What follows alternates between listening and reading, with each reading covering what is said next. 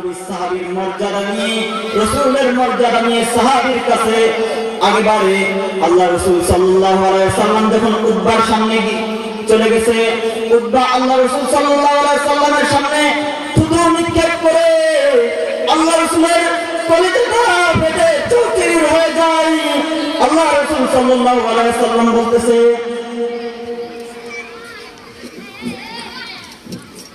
কিরে উতবা, তুই না আগামীকাল কালেমা পড়ে জান্নাতের মালিকানা লইলি, আজকে থুতু নিক্ষেপ করে আজকে তুই জান্নাতের মালিকানা হারাইলি। এই কথা যখন বললো আল্লাহ রাসূলের কলিজাটা ফেটে চৌচির হয়ে গেছে। আল্লাহ রাসূল সাল্লাল্লাহু আলাইহি ওয়াসাল্লাম নাহমাদুহু ওয়া নুসাল্লি আলা রাসূলিল কারীম। আম্মা বা'দু ফাআউযু বিল্লাহি মিনাশ শাইতানির রাজীম। বিসমিল্লাহির রাহমানির রাহিম। ওয়া ইয়াওমা ইয়া'আদ্দু যালিমু আলা ইয়াদাইহি ইয়াকুলু ইয়া লাইতানি ইত্তাখাযতু মা'ar রাসূলি সাবিলা। ওয়া ক্বালা রাসূলুল্লাহি সাল্লাল্লাহু আলাইহি ওয়াসাল্লাম, আল মার'ু মা'a মান আহাব্বা ইলাইহি। ওয়া ক্বালা রাসূলুল্লাহি সাল্লাল্লাহু আলাইহি ওয়াসাল্লাম, লা ইউমিনু আহাদুকুম হাত্তা আকুনা আহাব্বু ইলাইহি ওয়া ওয়ালাদিহি ওয়া লা আওলাদিহি ওয়ান নাসি আজমাইন।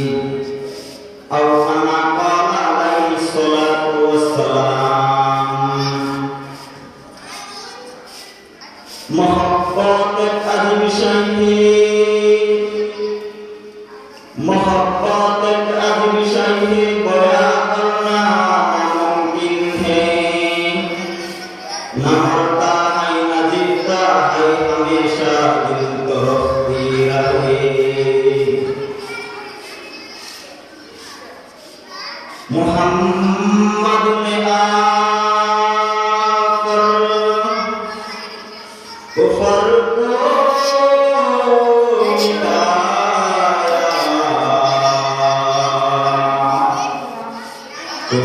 को मिटाकर सदाकत बताया। बलगल उला बिकमालिही कशफत दुजा बिजमालिही। हसनत ज़मीओ खिसालिही, सल्लु अलैहि व आलिहि। আলহামদুলিল্লাহ, আল্লাহ পাকের কাছে অসংখ্য অগণিত শুকরিয়া যে মহান রব্বুল আলামিন আমাদেরকে এই খেদমত হাসানের জামানাতে কুরআন হাদিসের কথা এখনো আল্লাহ তাআলা বলার মতো তৌফিক দান করেছেন এবং শোনার মতো তৌফিক দান করেছেন। এজন্য অন্তরের অন্তরস্থল থেকে কালিমাতুশ শুকর আদায় করছি, আলহামদুলিল্লাহ। মুহতারাম হাজিরিন, মা আমিনা হিফজুল কুরআন মুহতারাম মাদ্রাসা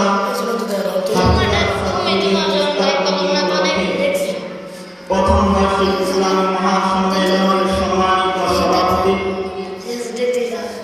আজকের মাহফিলের মধ্যমণি, জাতির কর্ণধার হযরত মাওলানা মুফতি শরীফুল ইসলাম জামানী সাহেব দামাত বরকাতুহুম, হুজুররা অনেক মূল্যবান নসিহত পেশ করবেন।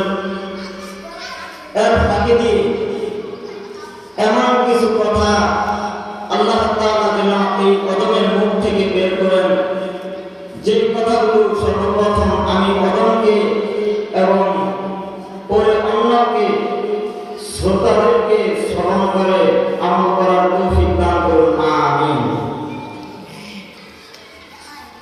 আমি কুরআন কারীম থেকে সূরা ফুরকানের 27 নম্বর আয়াত তেলাওয়াত করেছি। আল্লাহ পাক চাইলে এই আয়াতের পর কিছু আলোচনা করার চেষ্টা করব। মা তাওফীক ইল্লা বিল্লাহ।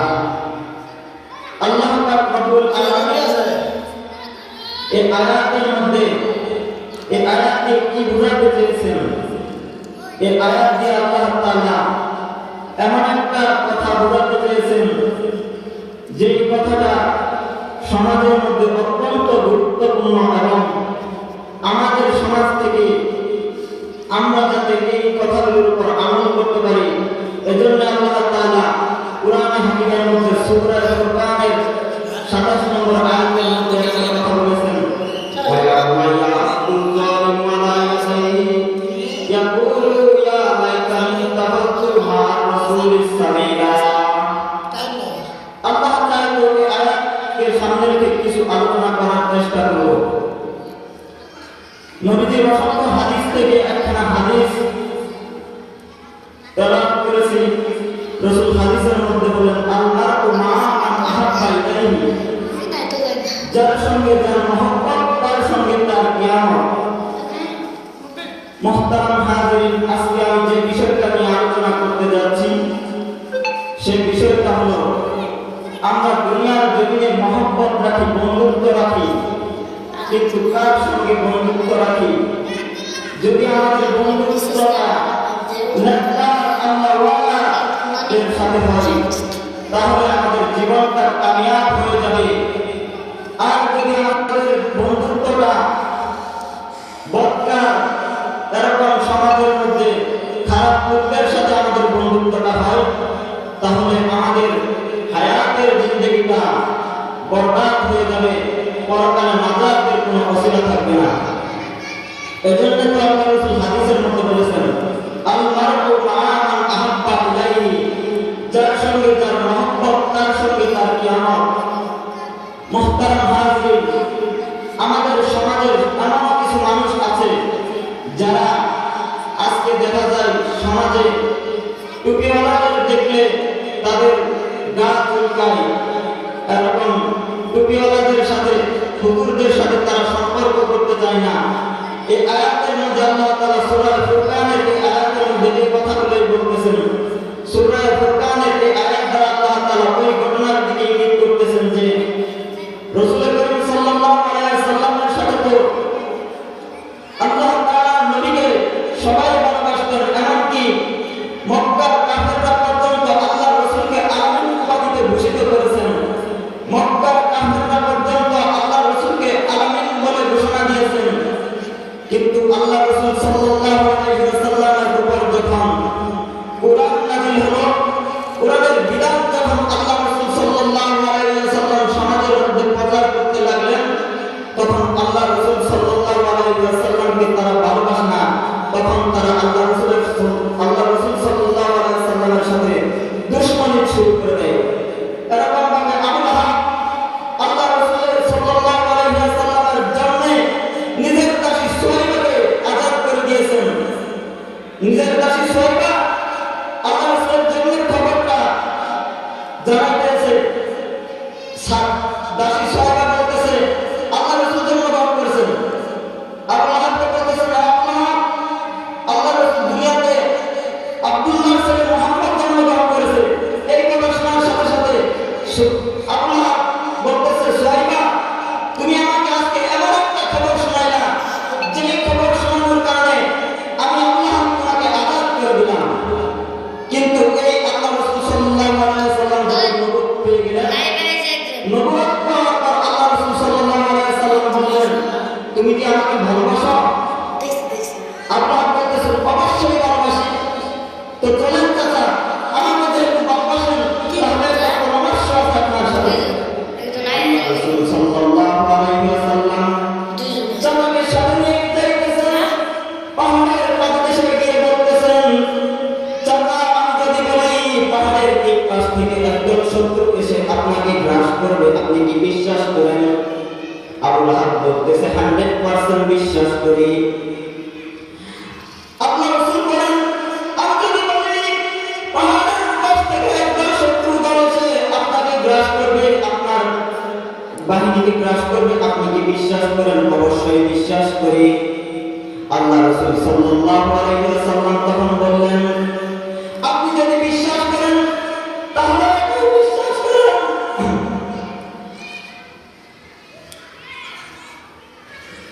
তাহলে এটাও বিশ্বাস করেন যে আল্লাহ পাক রব্বুল আলামিন এক, তার কোনো ইলাহ নেই, তিনি এক আল্লাহ। ওই আল্লাহর উপর ঈমান আনেন। তাহলে যদি ঈমান না আনেন তাহলে কিয়ামতের ময়দানে জাহান্নামের আগুনে আপনাকে জ্বলতে হবে।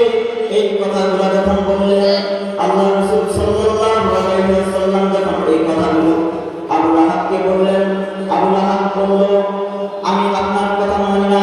তখন আবু লাহাব এমন একটা কথা বলল, আবু লাহাব বলল, তাব্বাল্লাকা আলিহাতা জামাতানা, হে মুহাম্মদ, তোমার বংশ এজন্য কি তুমি আমাদেরকে একত্রিত করেছো?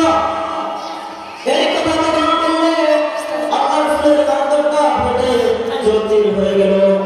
আল্লাহ রাসূল সাল্লাল্লাহু আলাইহি ওয়াসাল্লামকে আল্লাহ তাআলা সান্ত্বনার বাণী শুনিয়ে দিলেন। আল্লাহ তাআলা বললেন, বন্ধু, আপনি টেনশন করেন না, আপনার কোনো চিন্তা নাই। আল্লাহ আপনার বংশের কথা বলছে। আল্লাহ বংশ না, বরং বংশ তো তার। তাব্বাত ইয়াদা আবি লাহাবিন ওয়া তাব মা আগনা আনহু মালুহু ওয়া মা কাসাব। বংশ আল্লাহ, সেই নিজের বংশ, সে যা কামাই করেছে সেই বংশ, তার স্ত্রীর বংশ।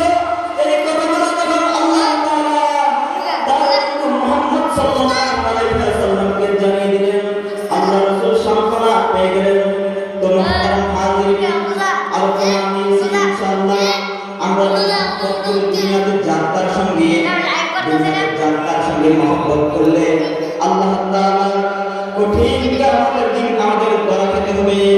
তো আল্লাহ তাআলা বলতেছেন, এই ঘটনার দিকে ইঙ্গিত করতেছেন যে আমরা তো দুনিয়াতে বন্ধু বানাই, হ্যাঁ বন্ধু বানাবো এমন লোককে যার সঙ্গে বন্ধুত্ব করলে আমাদের জীবনটা সুন্দর হবে, আখিরাত সুন্দর হবে। আমরা মাদ্রাসাওয়ালাদের সাথে বন্ধুত্ব রাখবো, কারণ সাহাবায়ে কেরাম আল্লাহ রাসূলকে দেখেছে। তো সাহাবায়ে কেরামের জীবন বর্ণনা হয়ে গেছে। আমাদের তো রাসূলকে দেখে সৌভাগ্য হয় নাই, কিন্তু আল্লাহ নবী তো বলেছেন, আল উলামা ওয়ারাসাতুল আম্বিয়া, আলেমরা আমার নবীদের ওয়ারিস। সুতরাং তোমরা যদি আলেমদেরকে দেখো, আলেমদেরকে তাকায় তাকায় দেখলে তোমাদের সগীরা গুনাহগুলো মাফ করে যাবে। সুবহানাল্লাহ।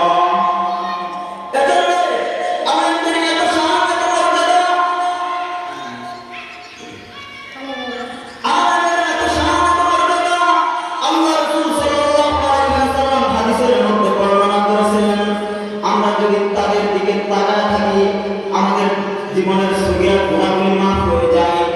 এজন্য ভালো মানুষের সাথে সৎ ব্যবহারের সাথে, যারা সৎ ব্যবহার সৎকার তাদের সাথে চলাফেরা করা, কারণ তাদের সাথে যদি আমরা চলাফেরা করি আমাদের জীবনটা সুন্দর হয়ে যাবে, পরকালের মুক্তির ব্যবস্থা হয়ে যাবে।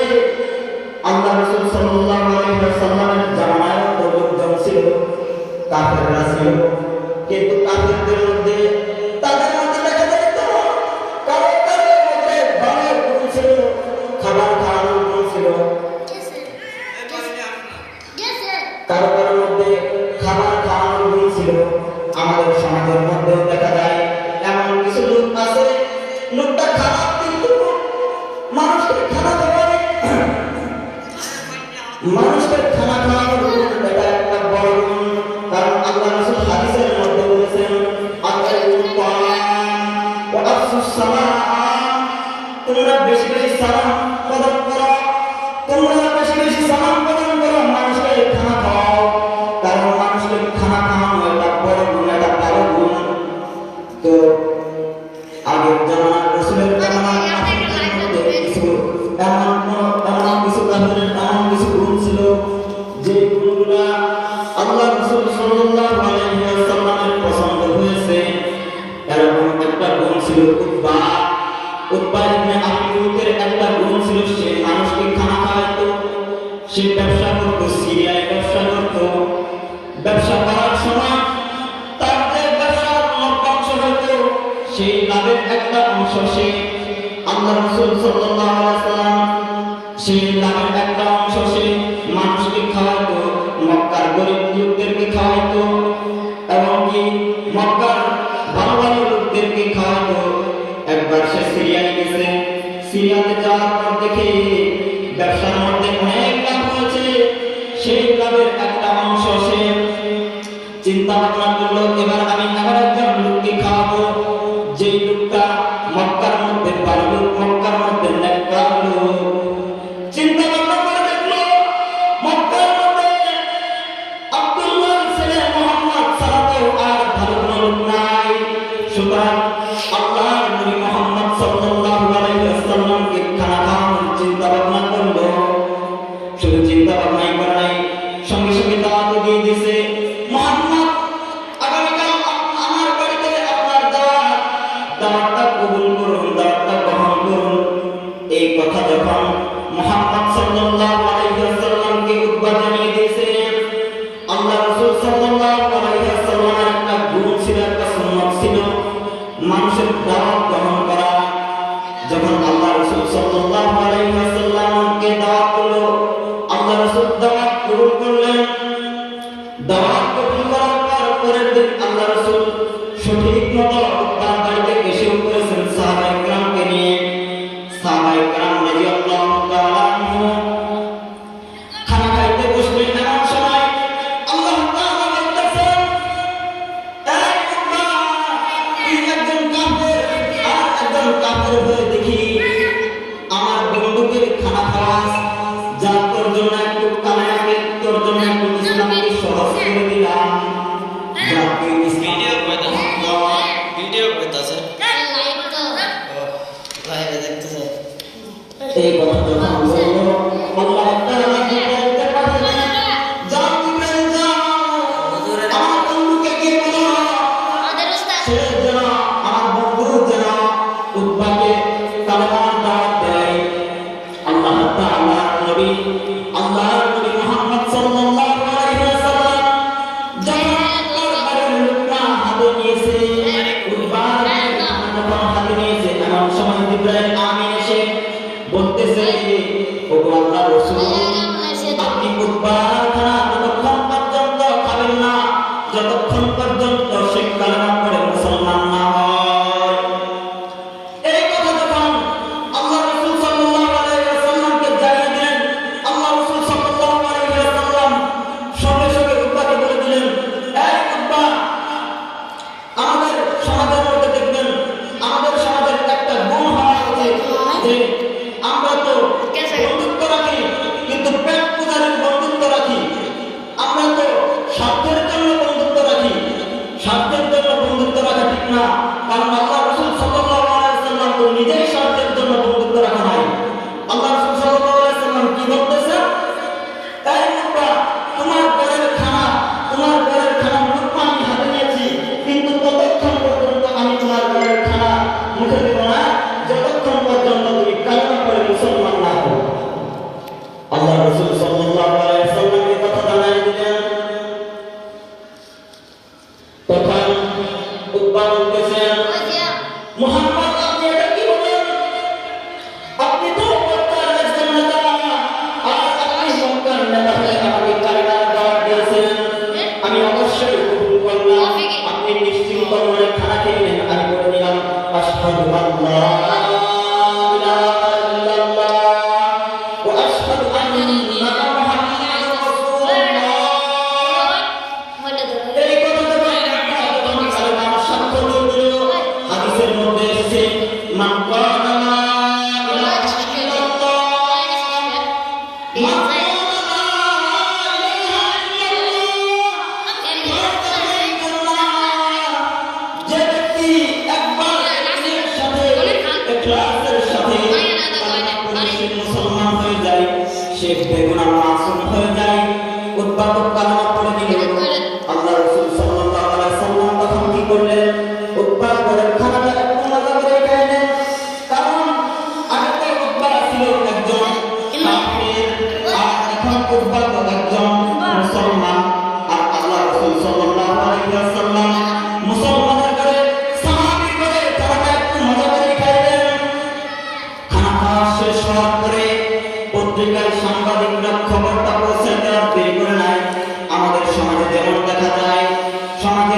যদি একটা ভালো মানুষ কিছু করে কিংবা রাষ্ট্রের গুরুত্বপূর্ণ রাষ্ট্রের ব্যক্তিবর্গ যদি কিছু করে সমাজের ভিতর সেই কথাটা মিডিয়ায় ভাইরাল হতে বেশি দেরি না।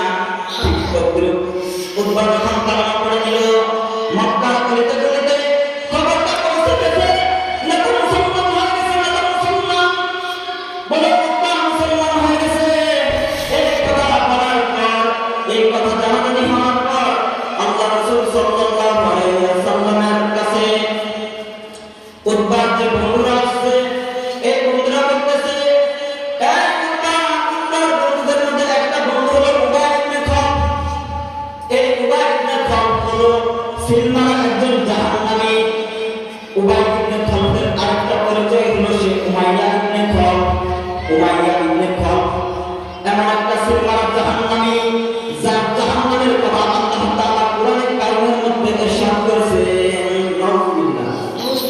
যার জাহান্নাম হওয়ার ব্যাপারে, যার জাহান্নাম হওয়ার ব্যাপারে আল্লাহ তাআলা কোরআনে কারিমের মধ্যে বলেছেন উমাইয়া ইবনে খাব হলো জাহান্নামী। এমন একটা জাহান্নামী, কেমন জাহান্নামী?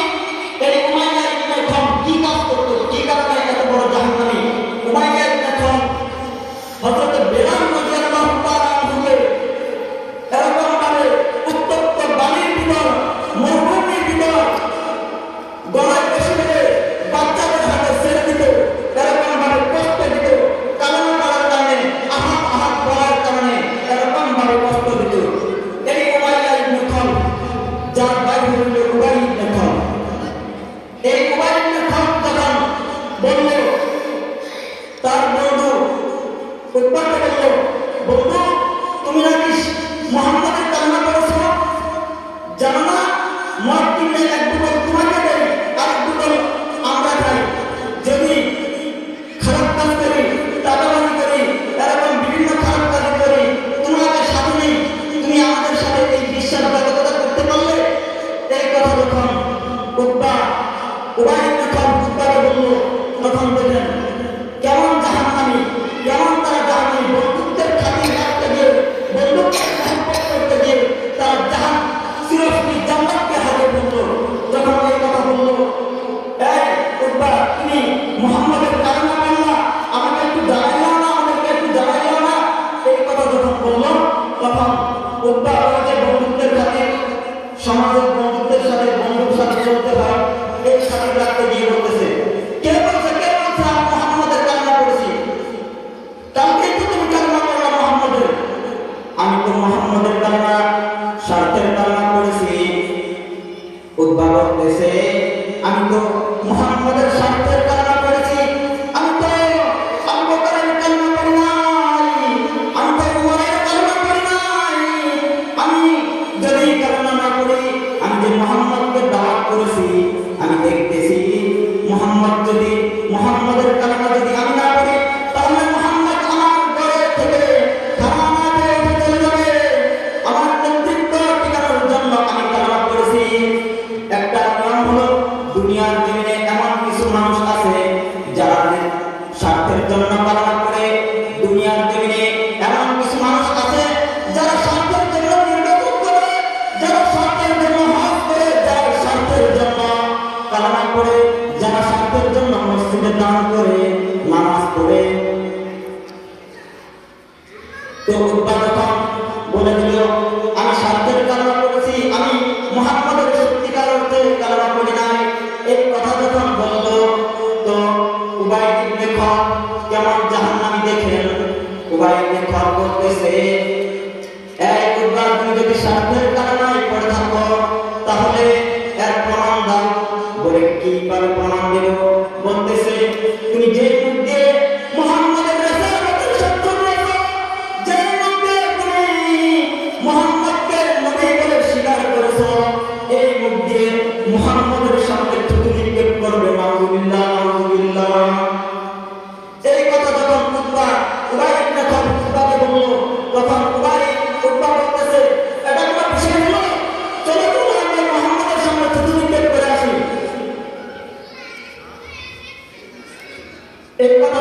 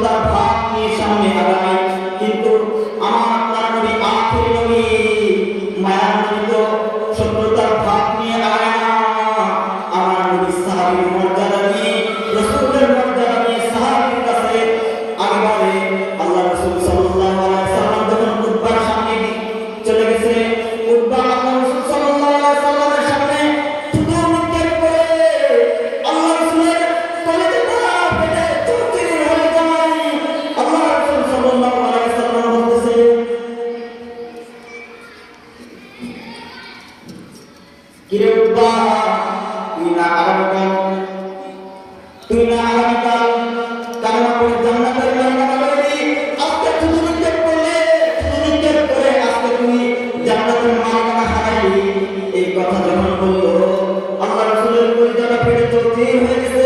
আল্লাহ রাসূল সাল্লাল্লাহু আলাইহি ওয়াসাল্লাম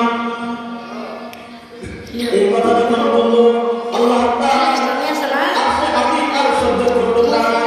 আল্লাহ রাসূল সাল্লাল্লাহু আলাইহি ওয়াসাল্লামকে আল্লাহ তাআলা জানিয়ে দিলেন, বন্ধু ওই উদ্বা ওই দুশমনটা আপনার সাথে চুক্তিলিপ্ত করেছে, সে আপনার কোনো ক্ষতি করে নাই, সে আপনার কোনো ক্ষতি করে নাই, সে নিজের ক্ষতি নিজে করেছে।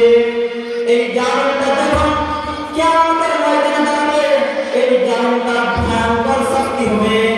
ভাই দুনিয়ার জমিনে আল্লাহ তাআলার কালামের মধ্যে একটা নিয়ম আছে।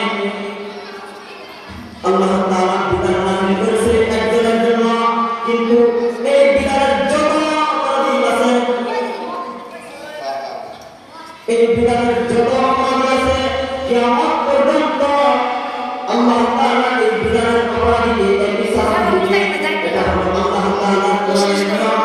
আল্লাহ তাআলা এই উদ্ধার জন্য কি শাস্তি রেখেছেন সেটা সূরা ফুরকানের মধ্যে আল্লাহ তাআলা বলতেছেন, ওয়া ইয়াউমা ইয়া'আদু যালিমু আলা ইয়াদাইহি ইয়াকুলু ইয়া লাইতানি, ওই জালিমটা কিয়ামতের মধ্যে থাকবে, ইয়াকুলু ইয়া লাইতানি, হায় আমার বংশীয়, হায় আমার বংশীয়।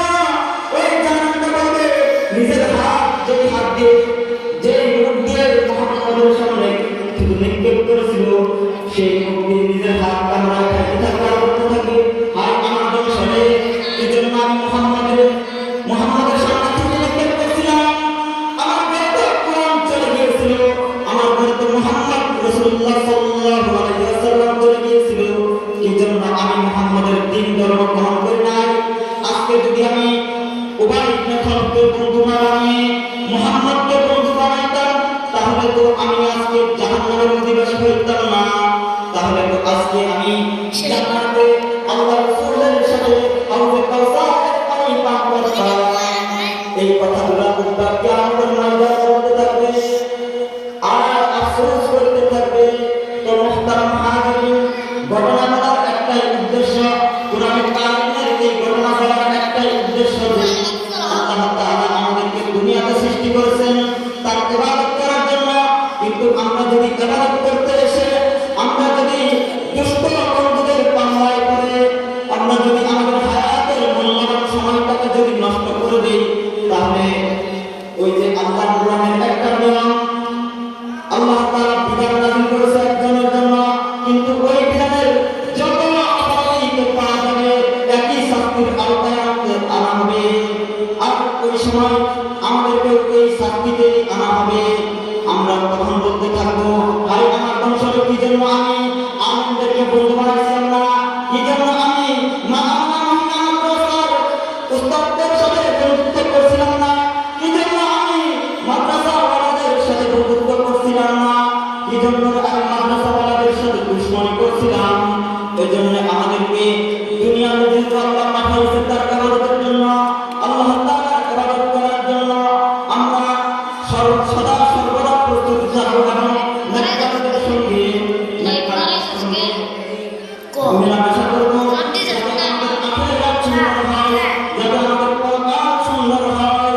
আল্লাহ তাআলা আমাদের সকলকে তৌফিক দান করুন।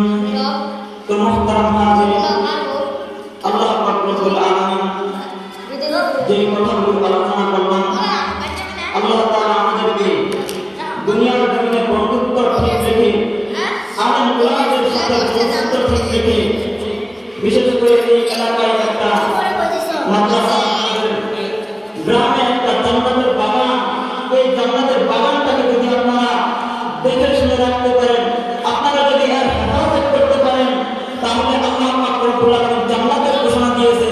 কারণ একটা মাদ্রাসার ছাত্রদেরকে ভালোবাসলে হযরত ইয়াকুব নানবী রাহমাতুল্লাহ আলাইহির একটা ঘটনা বলে আমি আমার আলোচনার গতি টানবো। হযরত ইয়াকুব নানবী রাহমাতুল্লাহ আলাইহি কেমন বুজুর্গ ছিলেন।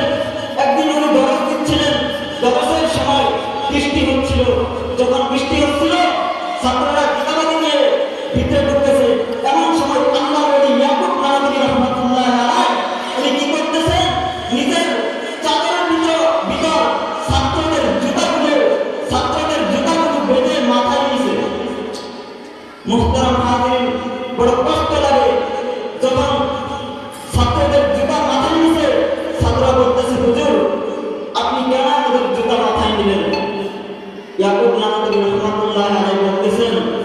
মাদ্রাসার অন্যান্য মানুষের জুতার ভিতর ময়লা থাকে, কিন্তু মাদ্রাসার ছাত্রের